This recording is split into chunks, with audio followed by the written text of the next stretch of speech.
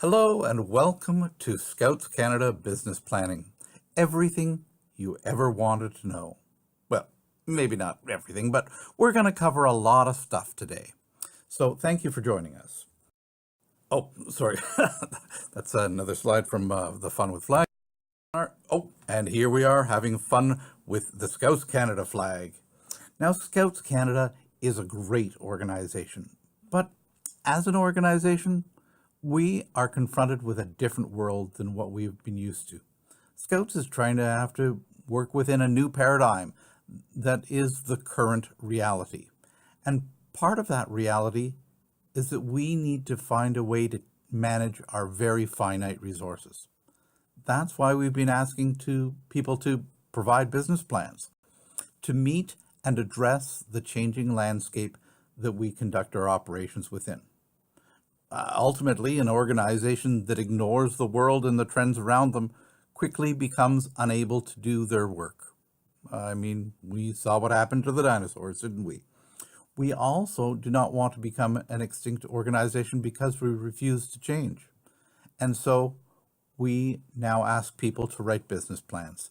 This planning, well, it's just good, sound thinking and communication. Now, some people, and you know who you are, have suggested that Scouts Canada is not a business.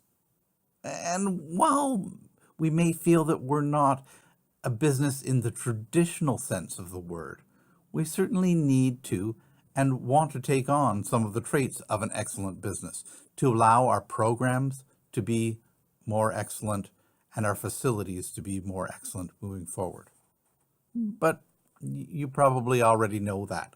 I mean, that's why we're spending this time together here today. So thank you for making the time to be part of this. Now, we are calling this planning, but if the concept of business plans is intimidating or goes against what you think Scouts Canada should be doing, we can call it something else. We could call it a 5-year plan. We could call it an action plan. We could even call it a plan for the future. All of these are acceptable titles. Now, lots of us plan our own personal lives in the same way that we're going to approach this personal business plan for your property. In my personal planning, my plan for the future is that I'm going to become a millionaire. Working for Scouts Canada, apparently. I have an action plan. I'm going to get lots of money, and that's how I'm going to become a millionaire, I guess. Okay, I have a 5-year plan. I'm going to buy lottery tickets every week, and that'll get me lots of money, and then I become a millionaire, right? Okay, I've got a business plan. I'm going to go into debt, and I'm going to use the money that I get to buy lottery tickets, and then I'll pay off the debt when I win the big jackpot. So pretty good sound business planning, I'd say. Oh, apparently we need plans to be realistic, and the plans are going to be reviewed and approved by the Council Key 3. So just keep those things in mind. Now, there are 3 parts to the Property Standards Initiative within Scouts Canada. The first part is to create a continuing business strategy. Now, this is what it looks like. It looks at how much the property is being used. It looks at whether we've got enough funding to run and maintain the property. And we want to make sure through the completion of the continuing business strategy that we're sure that the property is financially sustainable. The second part of the Property Standards Initiative is the dreaded scorecard. Now, the scorecard asks you to record and report on a number of property factors that are safety and liability based. Not all of us know everything that we maybe need to know or be aware of when it comes to operating and managing a property. So we want to make sure that we manage the risks and exercise due diligence for the benefit of our youth and users. Scouts Canada, and even the benefit of yourself. Nobody wants to be named in a lawsuit if there is an incident. Now, I'm assuming that your continuing business strategy for your property is already done. That's really the first thing that we should be doing if we want to assess a property. We have to figure out how utilized it is, whether it's losing money, and if either of those two things are an issue, we probably should talk then. And then we need to make sure that you've done your scorecard. It's protecting you and it's protecting the youth. Our Property Standards Initiative has a third step as well, and that's what this last piece of the puzzle is. It's the business plan. So we're going to take a look at the business planning process. When we take a step back and actually look at that process, I look at a very common planning process. What I look at is the 6 steps that I use when I'm looking at planning any sort of bigger undertaking. Number 1, state what you want to do. Number 2, ask for input from other stakeholders. Number 3, review the input and plan. Number 4, tell people what you're going to do. Number 5, do it. And last, number 6, tell people what you did. Now, we should really already have in mind what point 1 for your property looks like. If you don't know what the mission and priorities of Scouts Canada are, then look them up. Our properties are to support this mission and these priorities. However, your local council may also have other things in mind that you want to be able to do with or at your properties. What you want to do should be understood and should be endorsed by the larger council group. If you don't clearly know what the goal is, then that's probably where you need to begin things. The second step is also very important. Well, all these steps are really important, actually. You want to collect input. In Scouts, we collect input from a wide variety of people. We call them stakeholders. I mean, we've got lots of stakeholders in our planning process. We have property committees, we've got council members, we've got staff, we've got parents, we've got the local scouting community. And youth. This is an organization for youth. They will have great ideas and they want to be involved and asked about this kind of stuff. If we don't include the youth, then you know what? We might as well shut the door on these properties right now. Why do we ask all of these people for their input and take the time to do all of this work? Wouldn't it be easier just to go and do what we want to do? Well, actually, it's because we're part of a larger community that is indeed working together.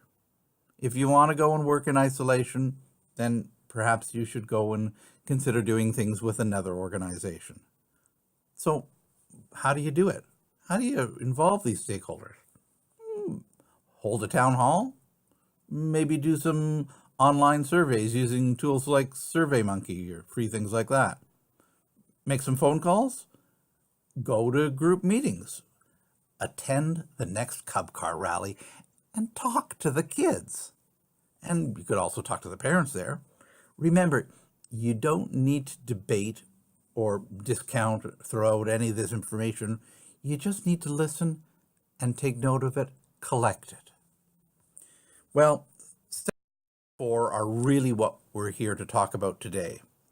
This is really what the business planning is all about. You know what you want to do for and at your property? You have a wide variety of people who have provided their thoughts and ideas to you. Now you get to filter all of that data and make the plan. So let's see what this all looks like.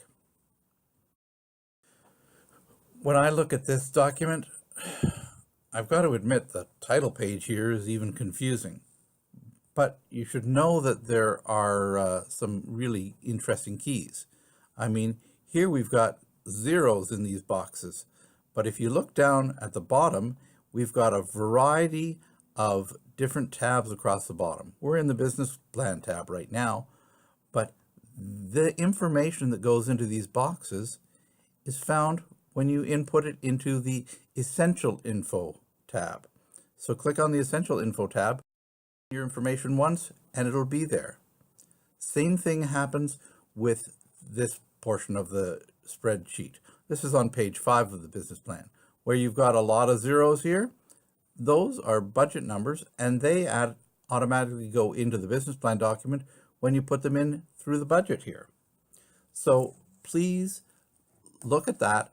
Note that there are certain things on other tabs that feed into this sheet and automatically populate it. You don't have to put it in 3 or 4 times.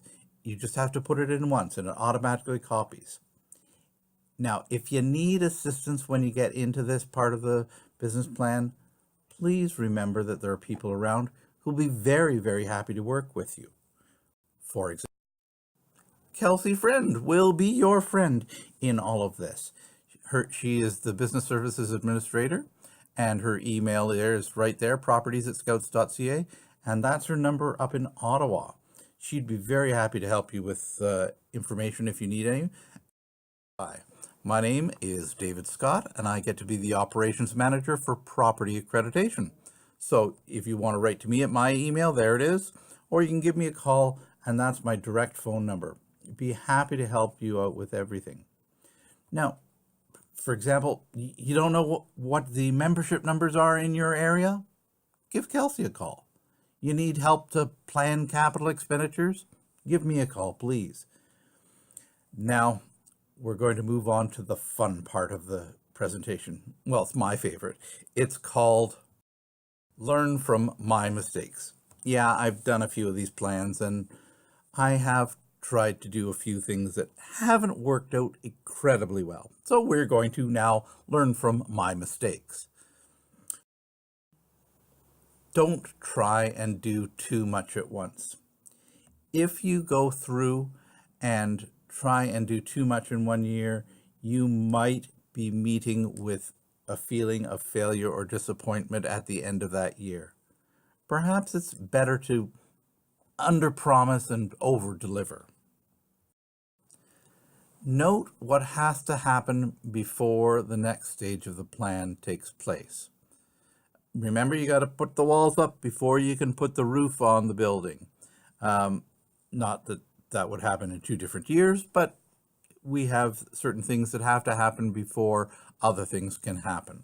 So don't forget about the sequence of events. And don't rush too much, because if you don't build in that cushion time, inevitably you may find yourself behind the 8 ball. Don't put all of your resources into one area. Diversify the areas that you want to work on at your property. For example, if I'm running a camp and I spend all my time and resources on refurbishing the buildings, but I don't look at marketing, what am I going to do to get people into the camp to come and see those fantastic new buildings that I have just put together? I will have wasted my time. So the old saying of, if you build it, they will come, that's actually only ever worked in, I think, one Hollywood movie that I've seen. You know what? We need to tell people that we've got great properties, so don't forget about the marketing. And remember to monitor your plan and be prepared to adjust and modify it. Consider it a living document. It's not an edict. It's not carved in stone.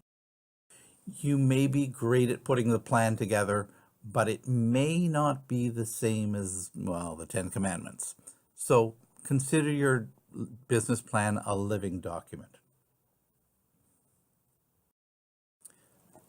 5-year plans, well, they will get more vague as you go into the future. It is a good idea to start out with a vision for the next 5 years. But in this rapidly changing world, I suggest that that's almost impossible to have a detailed and accurate plan for more than probably 2 or 3 years into the future. And if you can get a solid plan for the next 2 to 3 years and some thoughts together for years 4 and 5, I think we are well on our way down the road here. Don't forget that budget information is based on 5 years out, and it will form the basis for your future planning. So consider this document a living document. If you don't get all the things done that you want to in year one, that you'd plan to get in year one, it may impact how you are able to move forward in years 2 or 3, and you will have to adjust for that. Or maybe if new regulations are introduced that impact your property, then you may need to regroup and figure out how to address those new regulations. So what should the plan actually include? Well, it's pretty basic. In no particular order: when, who, what, where, why, how, and how much. Yes, I mean, these are basic questions that need to be asked when you plan anything.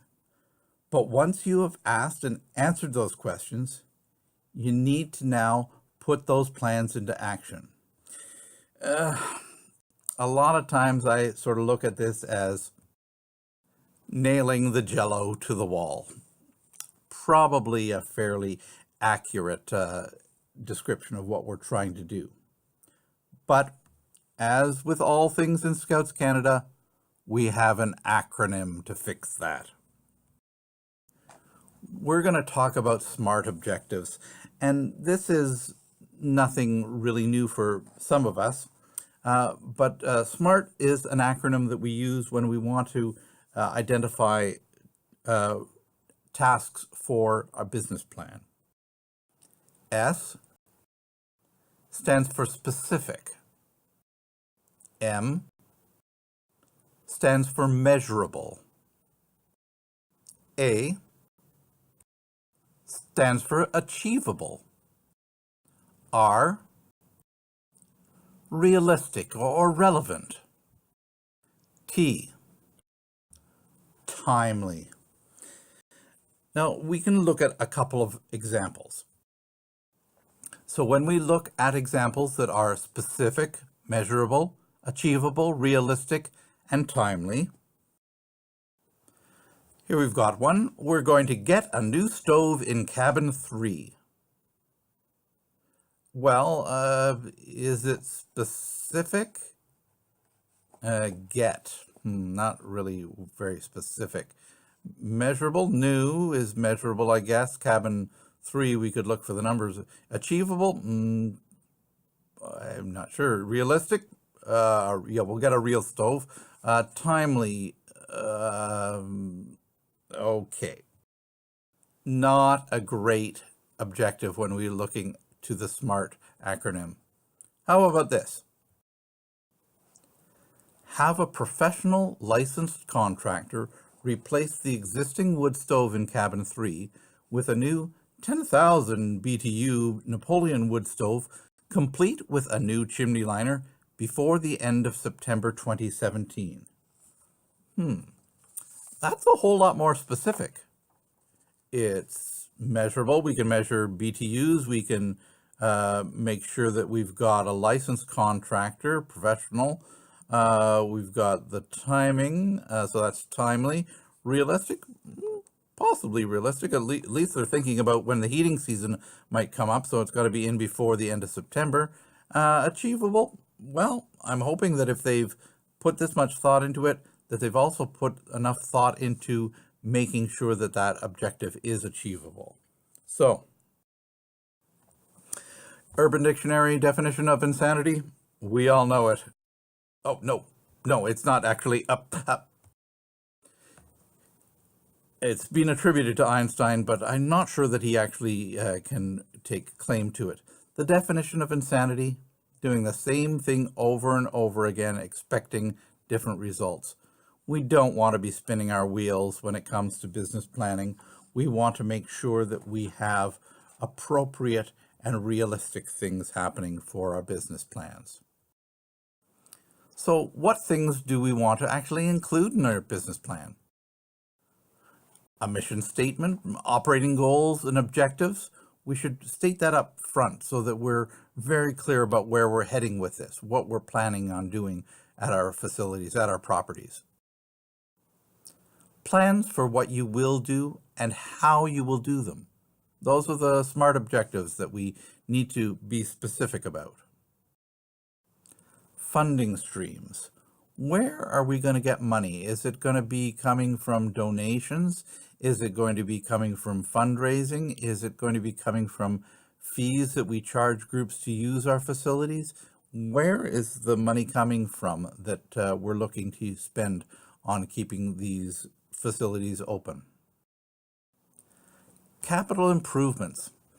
Because we're asking you to think 5 years into the future, we do want to look at what the capital improvements will be at our facilities over the coming 5 years.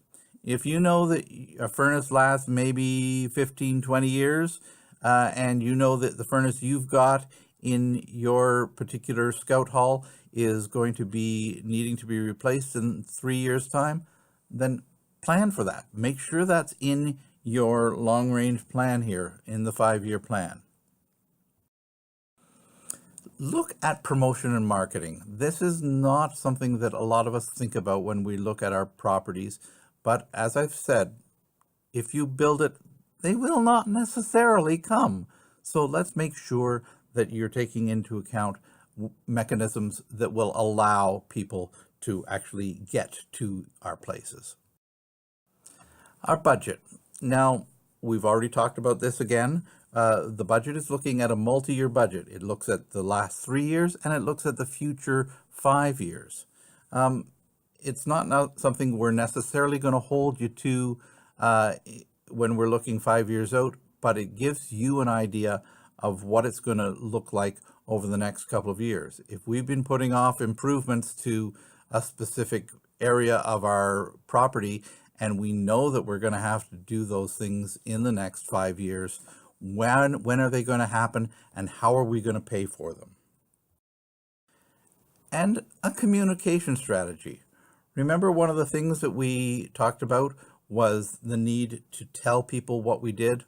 Well, let's make sure that we're telling people about what our business plan looks like. Let's make sure that we're telling people about the great successes we're having as we go from year to year with our business plan, so that we can share the great news about what we're doing and other people can also get excited about it. Some other things you might want to consider: accessibility of the property and facilities. You know, for those with physical handicaps and limitations. When you're looking at fundraising, please be realistic. It's really hard to turn around and look at a plan and say, oh yes, it will be like this, because you have to be very, very straightforward and honest with not only yourself, but the people who will be reviewing the plan further down the line. Consider what is a capital expense. And again here, let's make sure that we've got fairly accurate figures. To put in top of your head figure, $2,000 to replace the roof is maybe not as good as going out and starting to talk with a contractor who might be doing the work and getting an accurate number. Maybe it is $2,000, but it's 5 and you've only planned to spend $2,000 on it in year 2 of the plan. You're going to find yourself in a really tough space. The other thing you might want to consider is including a capital reserve fund. So while we don't have to replace the furnace in our building next year, we do know that we're going to have to do that 3 or 4 years down the road.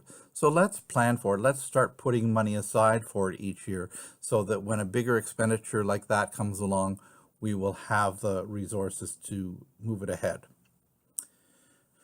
Now, I have to communicate some very, very sad news. I have just been informed that this online business plan form will not be available during the month of May. Yes, it's being taken offline so that different pieces of information can be added to it. So you are not going to be able to work on this until June of 2017. I know, I'm pretty upset about it as well. But please bear that in mind, that you can use the month of May for, I don't know, oh, no, not Fun with Flags, not any. We could maybe put it in for getting input from the stakeholders and for making the plan in step 3 before it actually gets input into the document. Remember what we want to do. We want to state what we're going to do. We're going to ask for input from other stakeholders. We're going to review the input and plan. We're going to tell people what we're going to do. We're going to do it. And then we're going to tell people what we did. That's kind of the celebration part of it all. So I trust that if you have had any questions, you'll be able to contact either Kelsey or myself. Our contact numbers are there, our emails are there, and we would be very, very happy to assist you with any questions that you may have. If there is anything else, please feel free to contact us, and we look forward to having you work with us in the coming future. Have a great day. We'll talk to you later.